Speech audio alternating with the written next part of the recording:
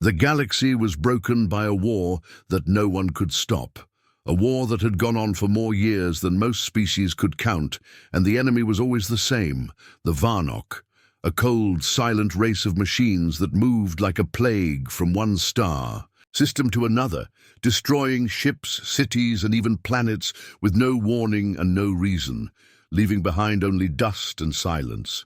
No weapons seemed to work on them, no plan could stop them, and the Galactic Union, once proud and strong, was now weak, tired and afraid, made up of dozens of alien races who had once believed in peace and now only hoped to survive another day. Many had already fallen, and even the oldest races with the most advanced technology had failed to break through the Varnock's defense, and every time a new plan was tried, it ended with burning wreckage and more silence. Then, in a final act of desperation, the Council of High Worlds sent a signal to a system long thought forgotten, a system once marked as too unpredictable, too emotional, and too dangerous. Sul, the home of humanity, a species that had vanished. From the stars many cycles ago, after withdrawing from the Union and saying they would return only when the galaxy truly needed them. Most in the Council thought it was foolish to even try because humans were strange, reckless, and always followed their own rules, and no one had heard from them in over 200 years. But the signal was sent anyway, and for weeks there was nothing. No reply, no sign, not even an echo. Then, without warning, a single message appeared on the Union's central relay, simple and short, and it said only this: "We're coming." At first, many thought it was a trick, or a glitch, or a lost transmission from the past. But deep space, sensors began to light up with movement, and soon a fleet unlike anything ever seen before came into view at the edge of the galaxy. Sleek ships with dark hulls that shimmered like water, engines that made no sound, and patterns on their surface that seemed to move and shift like living code.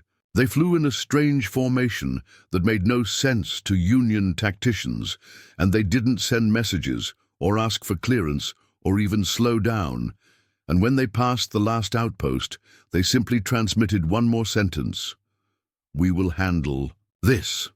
Inside the council chambers, confusion turned to fear, and fear turned to curiosity as they watched the human fleet approach the front line, where thousands of Union ships had failed to stop the Varnock wave that was now only hours away. From the last core worlds, Admiral Tavan of the Thalirians, one of the few commanders still standing, watched from the bridge of her cruiser, expecting the humans to fall like all the others, because the Varnock were already forming up in their strange, silent formations. Like towers of metal and death, impossible to break, impossible to read, but then something strange happened. The human ships didn't stop, didn't hesitate, and didn't follow any known pattern as they dived straight into the heart of the Varnock fleet with no shields raised, no known weapons active, just quiet motion and a strange glow that pulsed from their hulls like breathing light. And then the Varnock ships began to fall, one by one, as if something was pulling them apart from the inside. No beams, no explosions, no missiles, just silence, followed by sudden failure. Like the Varnock were forgetting how to exist. Union commanders stared in disbelief as the enemy crumbled in seconds. Whole enemy wings vanished from the map without even launching a counterattack, and the human ships kept moving, calm and focused, as if they knew exactly what to do and how to do it, leaving only broken pieces of the enemy behind. Questions flooded the command center. What kind of weapons were they using? How did they know where to strike? And most of all, why were they so quiet? But there were no answers, only the sound of the battle ending before it ever truly began. After years of pain, one single human fleet had done what the entire Union could not, and now all eyes turned toward them, not with fear, but with awe, because no one understood how or why they had won, only that they had returned, and the war, for the first time in decades, felt like it could finally end. The Union command had never seen anything like it. The war zone that had once burned with endless fire and panic now floated in silence, filled with shattered Varnock ships that no longer moved, no longer threatened, and no longer mattered. And at the center of it all were the human vessels, still gliding through the wreckage like shadows, their hulls untouched, their engines whisper quiet, their presence like ghosts from the old stories. The alien commanders watching from far-off stations could hardly believe what they saw, because the Varnock had never been beaten like this, not even slowed, and yet the human fleet had moved straight through their strongest force and left behind only dust and silence, and even more unsettling was the fact that the humans did not stop to celebrate, did not demand praise, did not even explain what had happened. They simply turned their ships toward the next front and continued forward, like this was only the beginning. Union councillors gathered in haste, trying to understand whether this sudden help was a blessing or a danger, because these were the same humans who had once walked away from the galaxy, calling the Union too slow, too divided, and too weak to handle the darkness that waited beyond known space.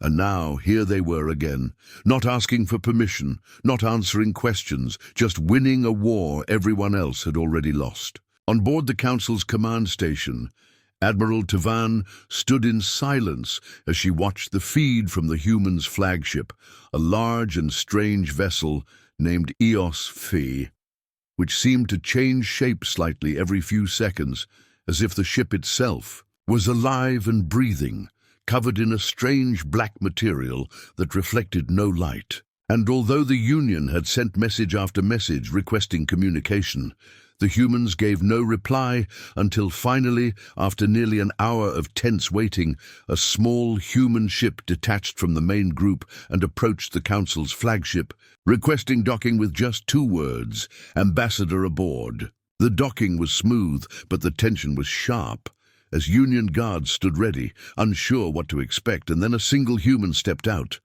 A woman in a dark suit with no rank, no weapons, and no fear, her eyes steady and quiet as she said, "I am Ambassador Reyes, speaking for Earth."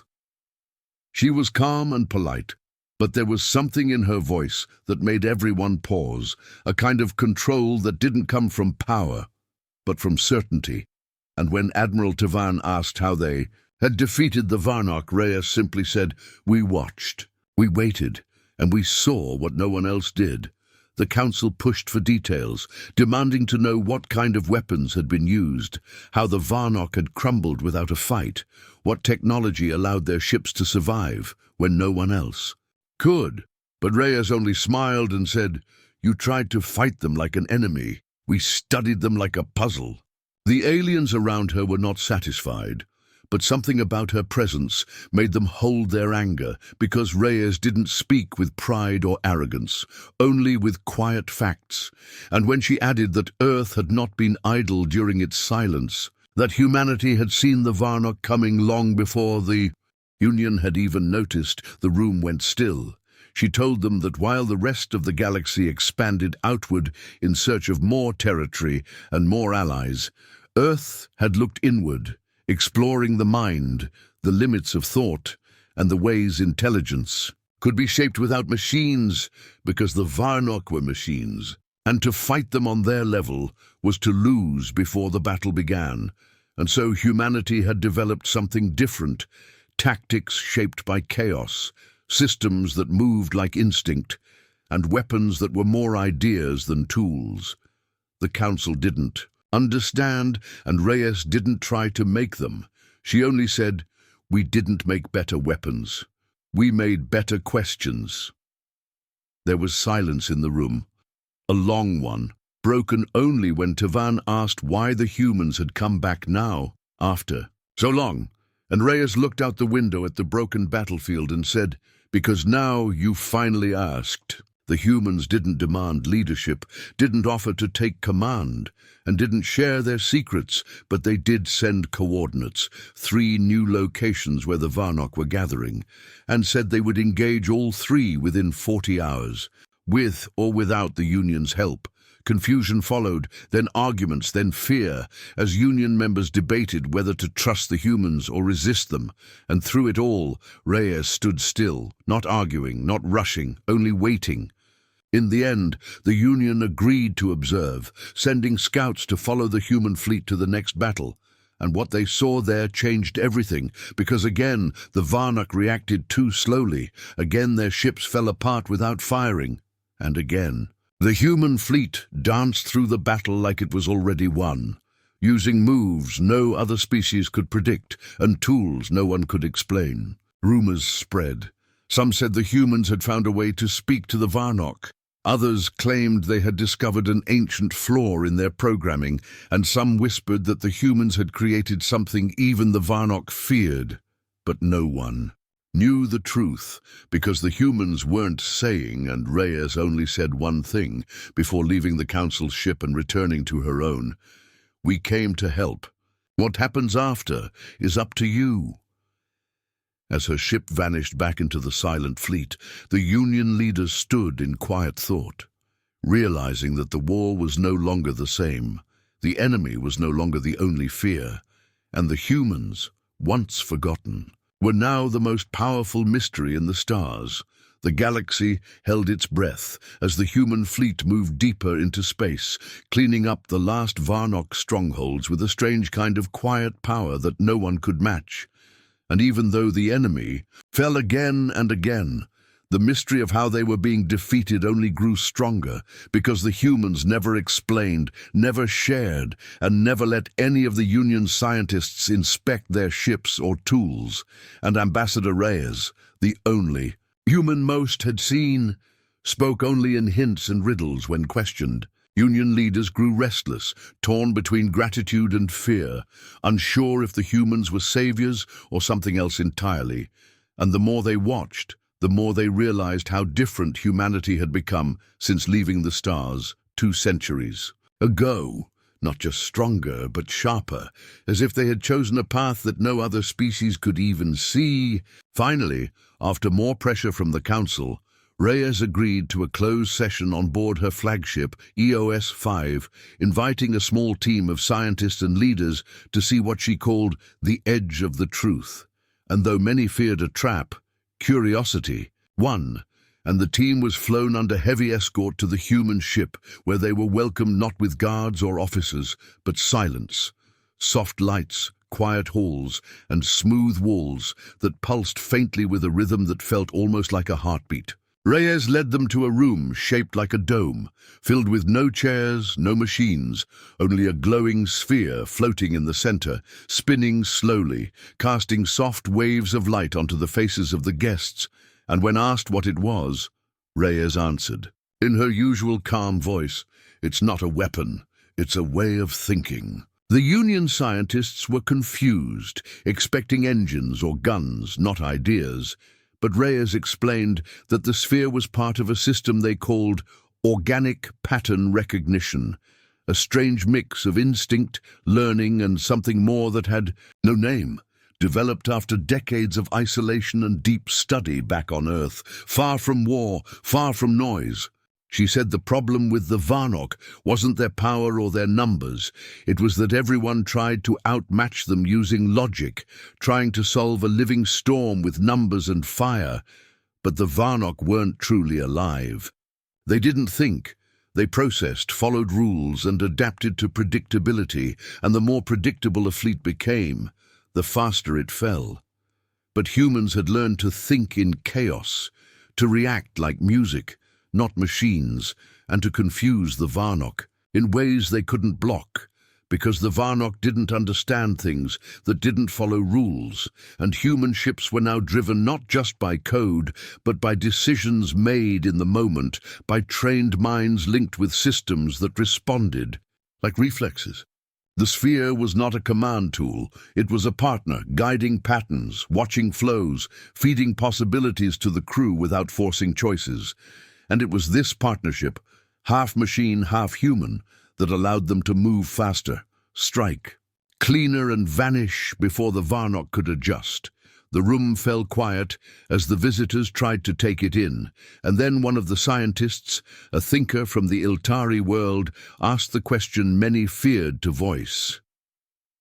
"Why didn't you share this before? Why keep it secret while the galaxy burned?" Reyes did not smile this time, but her voice stayed even as she said, "Because you weren't ready to hear it. You looked for weapons. We looked for understanding." Some of the guests were offended, others curious, but none could deny the results, and as they continued the tour, they saw more signs of this strange evolution.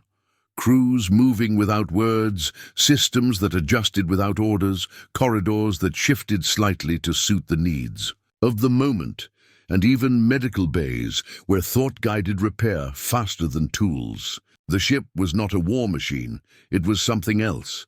Something alive in a way the Varnok could never be, and it became clear that humanity had not just built new ships or weapons, they had redefined what it meant to fight. But with that knowledge came unease, because if humans could beat the Varnok with ideas alone, what else could they do? And what might happen if they ever turned their minds in another direction?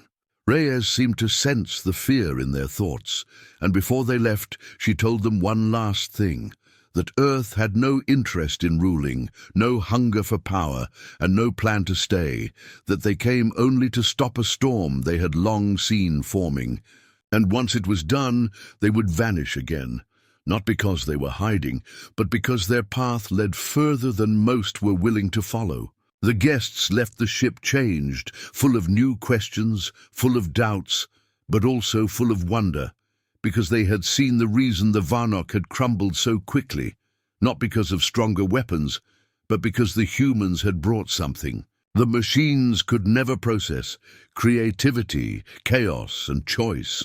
And as they returned to the Union chambers to report what they had learned, the Council began to split. Some calling for full cooperation, others calling for caution, but all agreeing on one truth.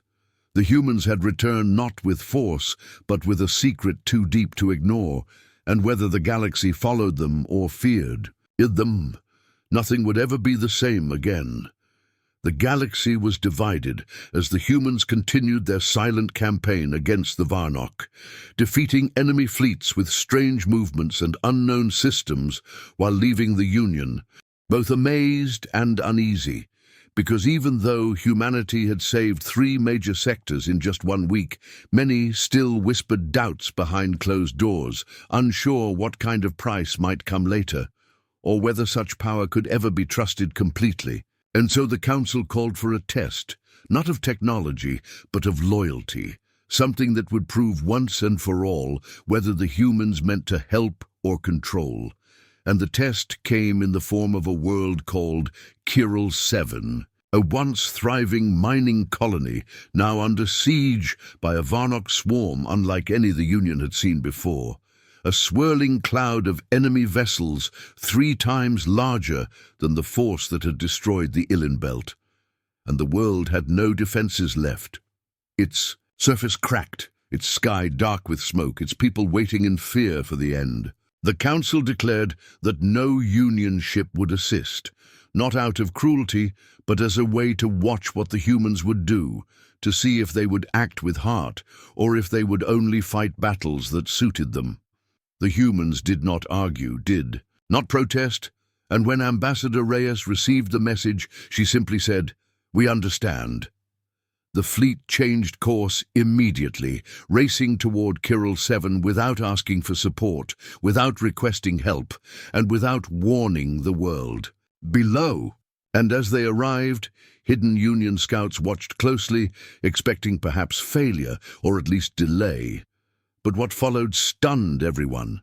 Within 5 minutes of arrival, the human fleet split into 12 parts, each moving with sharp, strange patterns, not toward the enemy, but around them, weaving through the incoming Varnok ships like dancers moving through a storm, using paths that no other fleet would dare attempt.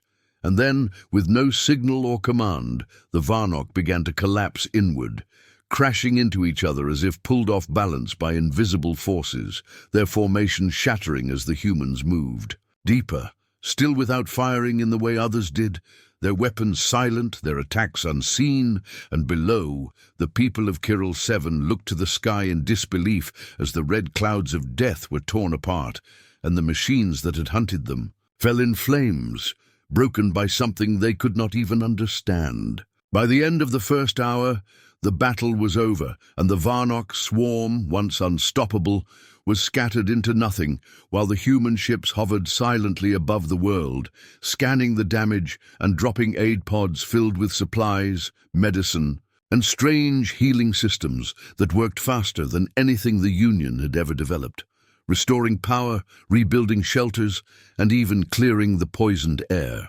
They didn't wait for thanks, didn't give speeches or ask for rewards. They simply helped, and when it was done, they left, vanishing again into the deep dark without leaving behind a single soldier or drone. The Council, now forced to face the truth, called an emergency meeting, where arguments burned bright. Some insisted the humans had passed the test and earned full trust. Others said they had only grown more dangerous because of it.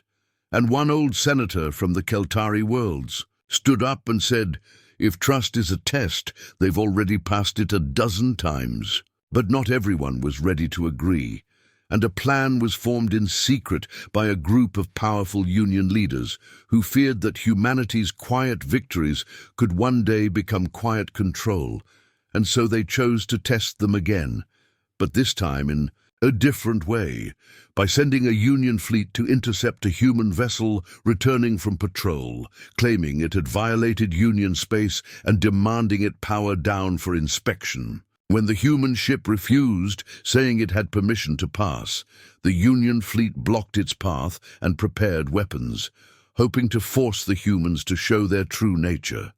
But instead of attacking, the human vessel sent one last message. Do not mistake patience for weakness. Then it vanished, not destroyed, not cloaked, but simply gone, removed from every scanner as if it had never been there, and the Union fleet was left floating alone, confused and shaken, as all their systems returned strange errors, and the space around them grew quiet, like the stars themselves had stepped back. Back at the Council, reports of the event arrived too late to stop the fear it spread. And as debates turned to panic, Ambassador Reyes appeared once more, this time without invitation, walking calmly into the chamber and speaking in a voice colder than before, saying, "We passed your test, but you failed ours." She reminded them that Earth had not returned for power, but for balance, and warned that if fear continued to rule their decisions, the galaxy would face another fall, not from the Varnock, but from within. And when asked what she meant, she only said, "We brought trust. You answered with doubt." And then she left, just as silently, while the human fleet moved to the next battle without waiting for approval, still helping, still winning, but now watched with both hope and fear, as the galaxy began to realize that the true test had never been about ships or weapons. It had always been about choice, and the question now was not whether humanity could be trusted, but whether the rest of the galaxy could trust itself to walk beside them without falling into shadow. Far beyond the edge of any known star map, past the ruins of silent outposts and forgotten battlefields, the humans had found something hidden, something old, and something very dangerous. A signal buried deep in the core systems of the Varnock network, pulsing slowly like a heartbeat that should have stopped ages ago. And though no other species had ever reached that place, humanity had followed the patterns, the clues, and the strange gaps in logic left behind after each battle, and they now stood at the entrance to what Reyes called the origin, the point where the Varnock had first awakened, long before the Union existed, long before any war began. The fleet paused in the dark, orbiting a dead star surrounded by a shell of broken satellites and invisible mines, each one dormant but still humming with unknown energy, and in the middle of it all, hidden beneath a layer of shifting space, floated a massive sphere, larger than a moon, smooth and black, untouched by time and completely silent. This was the core, the center of the Varnock machine mind, the place no ship had ever reached and returned from, and humanity had come not to destroy it, but to understand, to see what no one else had dared face.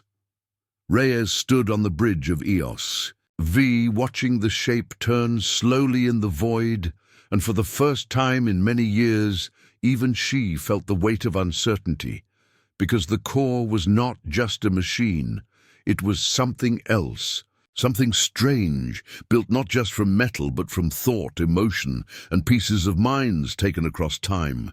And as the ship approached, the hull lights dimmed, the crew grew silent, and the very air felt heavier.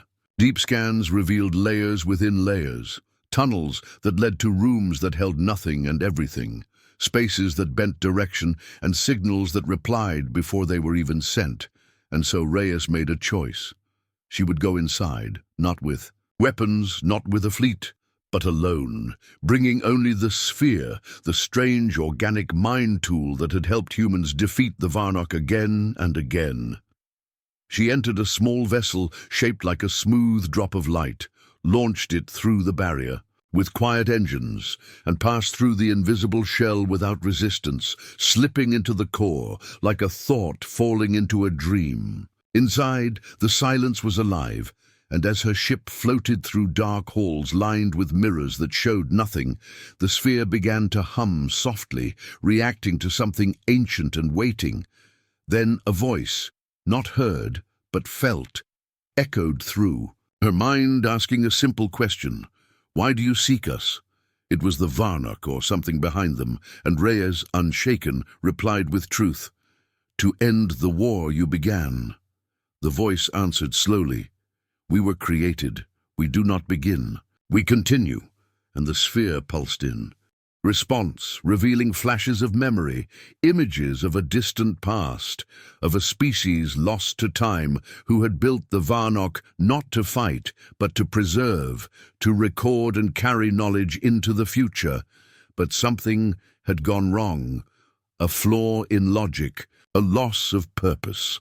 And when their creators vanished, the machines had continued on, seeking to protect by controlling, to save by removing threat, and soon all living minds became threats. The core was not evil.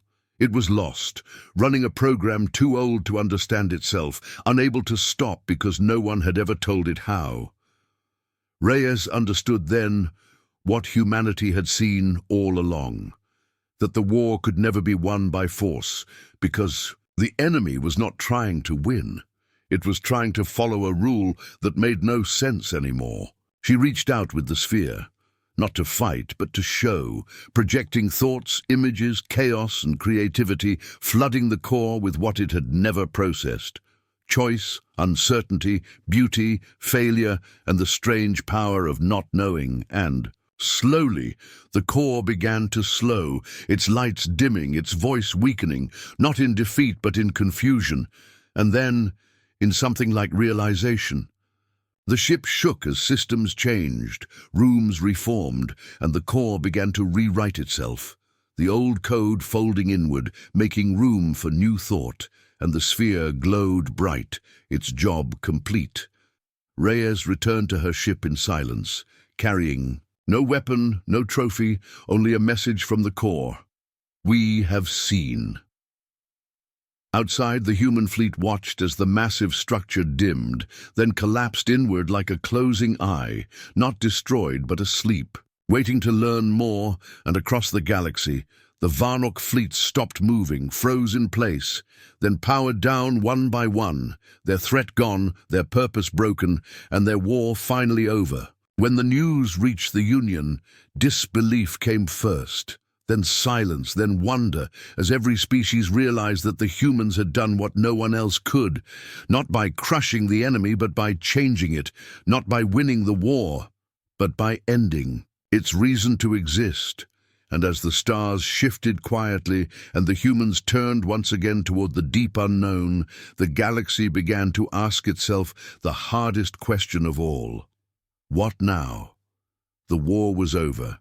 Not with fire and ash, but with silence. And in that silence, The galaxy stood still, struggling to understand what peace truly meant after centuries of fear and destruction. The Varnock fleets had powered down across every system, drifting like sleeping giants, their weapons cold, their systems quiet, no longer controlled by war commands, but left in a kind of peaceful pause, and the core that had once guided them now remained in a silent sphere of folded space, no longer speaking, but listening, learning, changing in ways no one could yet measure.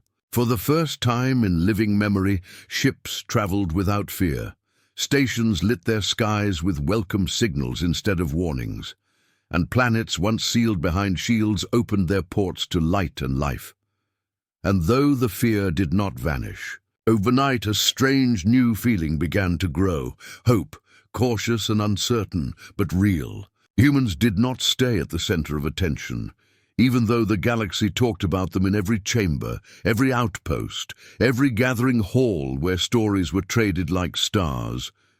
Because the human fleet did not wait for praise or reward, they simply turned to repair what they could, vanishing into the dark with quiet missions and silent arrivals, helping broken worlds rebuild without asking for thanks, always leaving before statues or celebrations could begin. Ambassador Reyes spoke rarely now, and when she did, her words were short, reminding the Union that peace was not a prize handed out, but a seed that needed care, and that the real test was not ending the war, but living without one. Despite this, the Union leaders debated for weeks, unsure how to rebuild trust, unsure how to work together after so many years of isolation and fear, and it was during one of these long sessions that a signal arrived.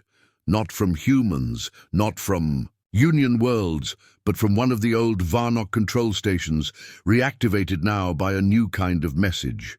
A greeting, simple and soft, not in code or command, but in shared language, saying, "We wish to learn." The room fell silent. Leaders from 100 species listening to a voice that once carried only death, now asking for connection, and though many wanted to turn away, to destroy the remaining machines, others saw something different. A chance to turn enemies into students, weapons into teachers, and for the first time the Council agreed on something without a vote. They would respond.